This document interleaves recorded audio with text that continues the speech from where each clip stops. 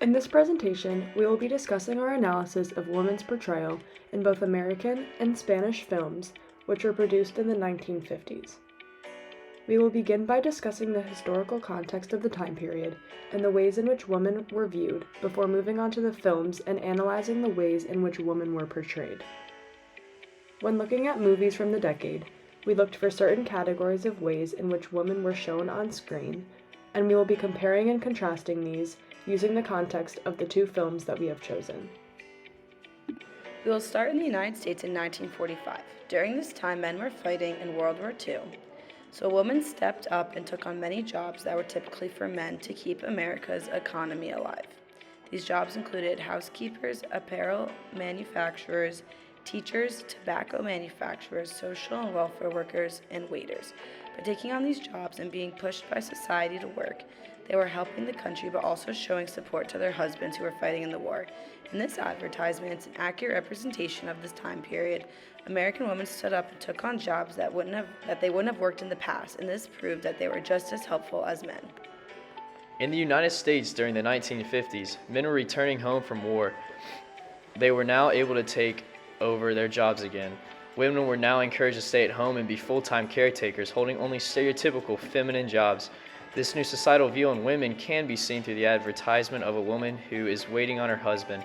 This shows that she is being a good wife and a caretaker, just as society would want her to be. The physical appearance of a woman also became important too, and were highlighted in ads and pop culture and films. In film specifically during the 1950s, women were seen to exist strictly for men, which further perpetuated the problem of women inequality. In many films, women were casted as either a damsel in distress or a sweet, innocent housewife. They were dependent on men for everything. They were objects for men to use. Women were seen for their physical appearance. They had to be skinny and beautiful to get the attention of the male character and viewer. At the beginning of the 50s in Spain, Francoism was at its height. Living under a dictatorship, life for Spaniards was very difficult, as there were many regulations under Franco's regime. The Catholic Church also had a large influence over education, society, and conservatism, causing its ideals to shape in Spanish life. When it came to gender roles, women had little to no rights and highly specific expectations for their stance in society. They were expected to hold the highest standards for femininity, be submissive to their male counterparts, and strictly follow the laws, which meant no divorce, contraceptives, or abortions. Furthermore, women needed their husband's approval for all their daily activities. Their husbands had to oversee what employment they were involved in and any ownership they were a part of. Not only were women's lives highly supervised by men, but there were also extreme censorship on anything that was seen as vulgar and went against Catholic beliefs and conservative values. This extreme censorship on women's lives can be seen in the advertisement. The woman in the picture is dressed in a conservative manner and is made out to look proper and holy. Due to censorship rules, there is a strict portrayal of women in not only advertisements, but film as well. Many writers and filmmakers followed these censorship rules that Franco put into place because they were afraid of being exiled or killed. And so in film, during this time in Spain, women were portrayed as beautiful, glamorous, and responsible. Similar to the United States film, this strict portrayal of women in film acted as a way of reinforcing the societal conservative beliefs and values. We will now compare and contrast women's portrayal between one Spanish film and one American film from the 50s. Dun, dun, dun, dun. The two movies we will now be analyzing is Sabrina, a 1954 U.S. film, and El Pisito, a 1958 Spanish film. Sabrina is about a young woman who is in love with a man named David. David initially has no interest in Sabrina, but upon her growing into a woman, David changes his mind. However, it's too late, for he is engaged to another woman named Elizabeth, a woman whose family owns a business that could improve David's own family business. While David's willing to throw away this engagement for Sabrina, his brother Linus does not allow this to happen. This movie follows the story of how Linus tries to keep Sabrina and David away from each other so the business merger is a success. But in the scheme to keep them apart, Linus ends up falling in love with Sabrina as well. In the end, Sabrina ends up with Linus and David marries Elizabeth. El Pisito is a movie about Rodolfo and Petrita, a young couple who are in search of a pisito, or a little apartment. While both having low salaries, Rodolfo resorts to marrying a sickly older woman named Doña Martina in order to inherit her apartment. They follow through with the plan, and after Danya's 2 more years of living, they finally obtain the apartment. However, grief and sadness lurk due to the knowledge of what they have done.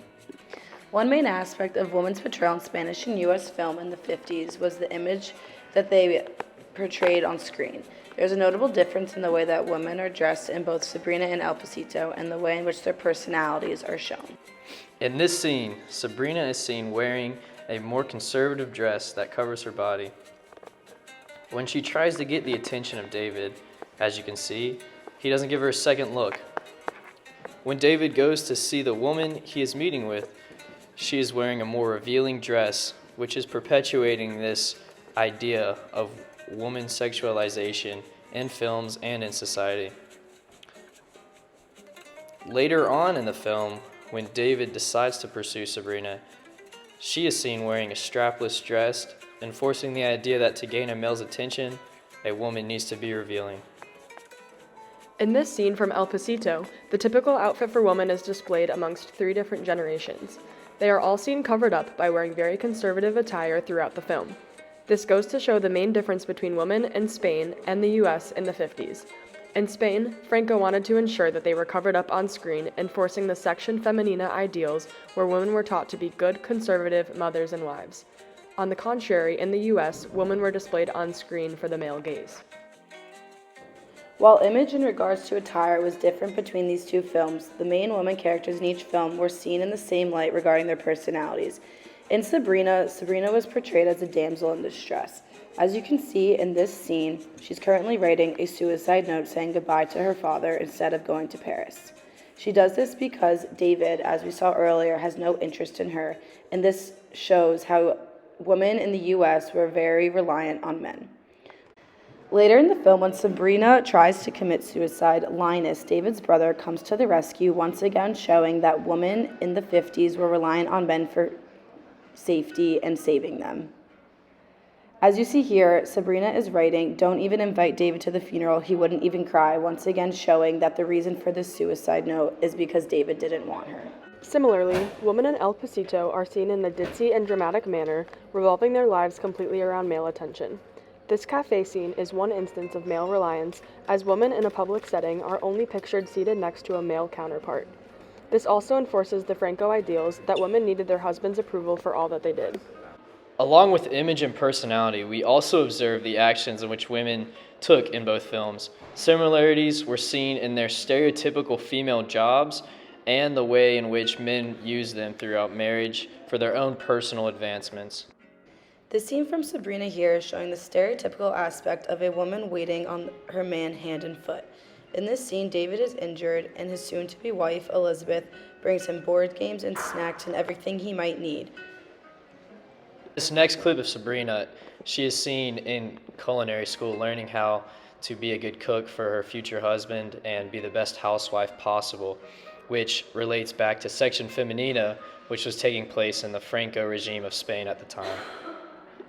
Similarly, in El Pisito, women are mainly shown performing stereotypical feminine tasks.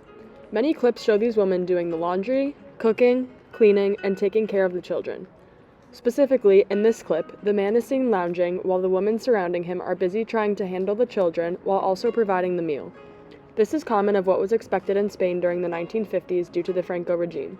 For this reason, it is safe to conclude that the roles and jobs in which women performed in both the US and in Spain are very similar, containing many parallels. Along with the similarities in women's jobs and household roles being shown in both films, both Sabrina and El Pisito contain plots that revolve around women being used in marriage. In the 50s, women were commonly used for a man's advancements. This can be seen through the films as one of the main reasons for the men marrying the women for inheriting and gaining wealth and funds. In El Pisito, Rodolfo marries the sick and elderly Doña Martina, not for love, but instead for personal monetary advancements, wanting to inherit her property after she passes. Similarly, in Sabrina, David is forced to marry Elizabeth for her money, and this is seen between the conversation with David and Linus. If you don't mind. Lend me a lighter. Get this straight, Linus. I have no intention of marrying Elizabeth Tyson. Doesn't burn, doesn't scorch, doesn't melt. How about that? Look, Linus, I've been married before. I've had it. I've had it 3 Well, times. this is the first time the family approves, because for once you're going to settle down and do something constructive. Taste it. What's so constructive about marrying Elizabeth Tyson? Taste it. Sweet. That's right. It's made of sugar cane. Sugar cane. Wait a minute. This wouldn't have anything to do with the fact that the Tysons own the largest holdings of sugar cane in Puerto Rico, would it? Second largest. The largest have no daughter. It's all beginning to make sense. Mr. Tyson owns the sugar cane. You own the formula for the plastics. And I'm supposed to be offered up as a human sacrifice on the altar of industrial progress. Is that it? You make it sound so vulgar, David, as if the son of the hot dog dynasty were being offered in marriage to the daughter of the mustard king. Surely you don't object to Elizabeth just because her father happens to have $20 million. That's very narrow-minded of you, David. Just one thing you overlooked. I haven't proposed and she hasn't accepted. Oh, don't worry. I proposed and Mr. In conclusion, from observing Sabrina in the 1950s U.S. film and El Pisito in the 1950s Spanish film, we have found that women's portrayal in both movies reflect how women were treated in U.S. and Spain during this time period. Sabrina's usage of revealing clothing implicates the common idea of the male gaze, which was big in the U.S. post-war society when women were pushed back to their old feminine roles.